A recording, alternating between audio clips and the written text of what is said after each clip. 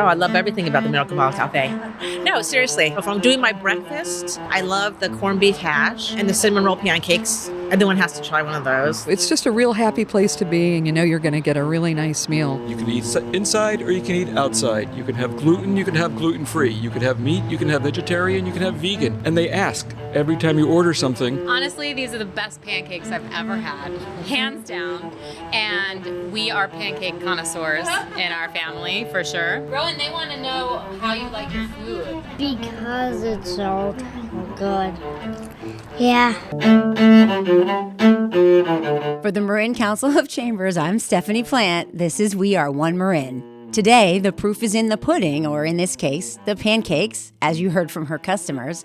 That's what Karen Garcia has become known for at the Miracle Mile Cafe in San Rafael. When we visited, we found a patio full of colorful umbrellas. We heard the sounds of happy customers, and we could smell the delicious food everyone was raving about. Karen started her career as a server after moving to Marin from Mexico City at age 15. Now she's raising her young family while running 2 restaurants together with her husband. It's their livelihood and a place where they can teach their kids everything from good table manners to how to take over for mom one day. Stay tuned for some of the secret ingredients in Karen's family business as we learn how Marin works. We have the pleasure today of being at the Miracle Mile Cafe in San Rafael with the proprietor, Karen Garcia. Karen, it's lovely to meet you. Nice to meet you, girls, everyone in Marin. Well, thank you very much. We also came here for lunch today, and it was delicious. It was your first time, so I'm glad you like it. I know. I mean, I grew up in San Rafael. I have no excuse except that my office is on the other side of town. So now you've given me a new place for lunch. So Thank you for that. Of course. How long have you had this restaurant? 5 years. It's been open since 2011, and we're the 3rd owners. Oh, Yes. okay. And you've had it for 5 years. And was that always something you wanted to do, own a restaurant? Yes, it's kind of anybody's dream that works in a restaurant. So my whole family's been working in a restaurant for like ever. So we got united, and then we decided to go for it. And here we are. That's great. And you told me that this isn't your only restaurant. Right. So it's my cousin, my husband, and I. We own the Miracle Mile Cafe, and then we took over what I used to call the Depot Garden a year and a half ago, and then we just changed the name. We switched it to the Garden Cafe. Wow. So we were just saying it's like you have his and hers restaurant. Right? Yeah, something like that. He works over there and you work over here. Right. And as my grandparents, I think it was my grandmother once said, we married for better or for worse, but not for lunch. Exactly, never.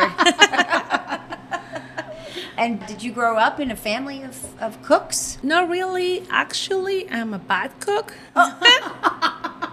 So when we took over, the previous owner gave us the secret recipes like the soup, the ketchup, the jam. So then, since I'm not good at it, my cousin, he has a good flavor. He works on the recipes, on like the secret recipes every now and then. And I'm usually like on the front of the house. I manage the emails, the connections, and all those things. And then, like today's special, he made the tacos, or he makes a special sauce that goes on the daily basis, and he's the only one who does it. And he doesn't tell what's in it. No. The food quality is fantastic. I mean, for the price point, you know, everything, the grass-fed beef, the organic vegetables, it's a really nice quality of food for the price point. I noticed the menu has some Mexican-inspired dishes as well as Peruvian. Right. So the Peruvian part comes from the previous owner. Her husband is from Peru, so it passed to us. And then we're from Mexico City, so then we incorporate all of it. And then I guess we have 3 different cuisines in one place. Yeah. American, Mexican, and Peruvian. When did you move from Mexico as a child? As a teenager, I believe I was 15. I finished high school in Mexico. And right up here to Marin County? Or? Yes. I came straight to work. Was that a restaurant job or a different job, your first job? I was a server in a senior place in Petaluma. And your husband? He used to work in the bottle for many years. He was a server and a bartender. So he has a little bit of that experience. Right, yes. Understand what it's like to wait tables. And Yes. That must make you 2 patient parents. He has more patience than I do. We're like the yin and the yang. That's probably a good thing both in your business life and in your home life. Yes. I can't imagine owning a restaurant and having children. Well, when we took over the Miracle, I only had 2. I have Alexander, which is now 7.5, and Fernando. We call him Nando. He's now 5.5. And then maybe we'll say a year or two later, after we took off the Miracle, we have our baby girl. And her name is Melanie. She's now 2.5. So you have 3 young kids. Yes. And you run a restaurant where you're serving breakfast and lunch every Yes. day in Yes. 2 locations. Ooh, wow. I don't have nothing to do. How do you do that? Sometimes I get nuts and I get grumpy, and my kids know that I need a latte at 6 p.m. and it goes away. Wow. The kids come, they know the cooks, they know everyone here. I'm like always encourage them to be polite. So I'm like, hey, come say hi to the guys. This is who, this is this, this is that. And we go out a lot because I obviously don't cook. So we go out a lot, and sometimes they get, they're impatient about getting the food, and I'm like, hey, this is not gonna work. You have to be patient. They're busy. We have to respect the way I expect respect from whoever comes. Because you certainly know your way Right, around a yeah. restaurant. Do you hope they take an interest in this business, or? Like I say, we go out a lot. And then another owner told me last week, I have it all figured out. The girl is gonna manage the kitchen because she's like bossy. She's gonna do it. Nando, the middle one, he's gonna be the front of the house. He's always smiling, friendly, asking- Yes. And then the older one, he's gonna be doing the money. Okay. So I don't know. We'll see. I hope so. I heard you say you were an only child. Yes. That's interesting, and you think that's shaped your personality a little? Makes you a good boss? So far, they haven't complained. The staff is incredibly friendly. They're well hosted. They're well staffed. The food, you order it, it's here amazingly quickly. And they allow people to eat off each other's plates. And how many employees do you have? 16. 16. And that's just this restaurant? Yes, we'll say we have 16 on each place, yes. Wow. And how do you find managing people? It was hard at the beginning. They didn't show off. They have addictions. They get in trouble with the county jail. We had to get them out. That's a heightened sense of responsibility. Yes, because they work hard and they come from our community. They're Latinos too. So there's some love there. You have to help them. Yes. During the pandemic, like the kitchen, wow, amazing guys. They're always here. They always have great ideas to make it better. They're like family, all of them, even them from house. They've been here for a long time. I'm very lucky. Well, and I guess that's part of the success, right? You want to build a team like that. Yeah. What kinds of obstacles have you faced coming to another country? So I had English classes since I was in kindergarten. In Mexico, they give you 1 hour each day. So I knew something, but the pronunciation is different. So when I got here, I was like, whoops, that's not how you say it. But I went to the college in Marin. Oh. I did many years of ESL classes whenever I was free. In your spare time. Yeah, for sure.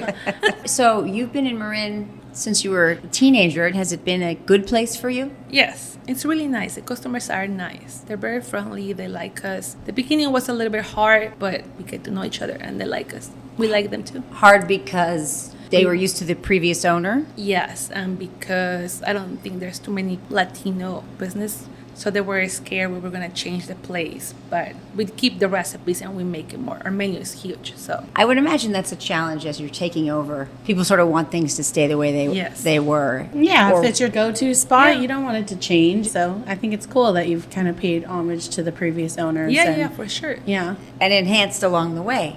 Yes. Yeah, that patio with all the brightly colored umbrellas. Yeah. I mean, we got here today and it was nearing 1 o'clock in the Right. afternoon and you were full. Yes. And so where do you see your business going in the next 2 to 5 years? To be honest, as it is right now, we're doing really great. It grew up more after the pandemic and we like it. We do get tired, but we like it. So we just have to like go with the modern style, like renew the style of the restaurant every now and then, to get the younger people. So that's what we did, the outdoor patio to attract more that clientele, but keep the classic.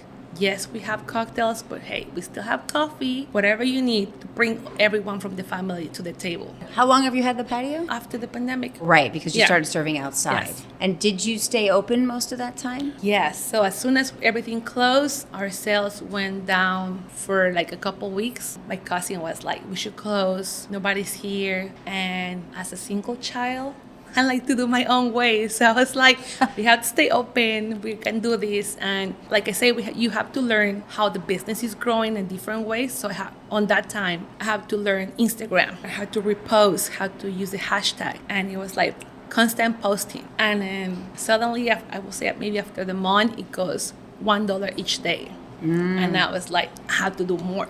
There was a point that our sales went from 100 to like 600 or 800 a day. And I was like, we did it. We're doing good. The best day during the pandemic was our Mother's Day. That was like, wow. We finished our day. The sales were awesome, like perfect. And then we all hugged. There was only 4 people inside. And then we're like, we did it. This is the best day ever. And it's been going smoothly since then. I read something recently about a family business. It was the Donut King, a family in Southern California, a big donut shop, and it's moved on to the next generation. And his niece, she said, people eat with their eyes now. And she was talking about Instagram and marketing and publicity. And it's really interesting that you had to learn how to do that. Yes. People want to come to a restaurant because they've seen pictures of the food.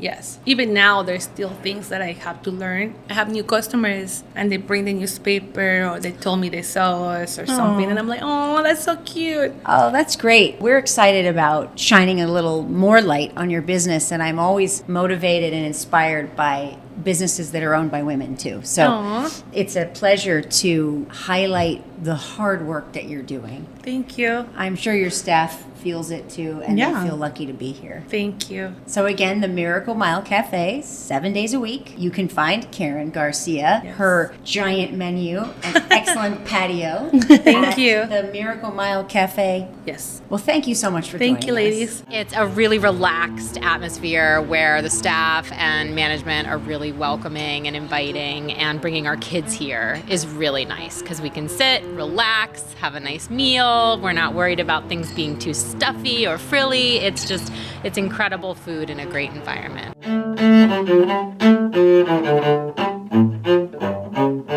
If you want to join the conversation or make suggestions, reach us at weareonemarin.com. And to find our guest, go to miraclemilecafe.com. The Marin Community Foundation generously sponsors this podcast. Our theme music is performed by a student at Enriching Lives Through Music. Elm is in San Rafael's Canal neighborhood. Finally, a reminder to support diverse local businesses and shop Marin.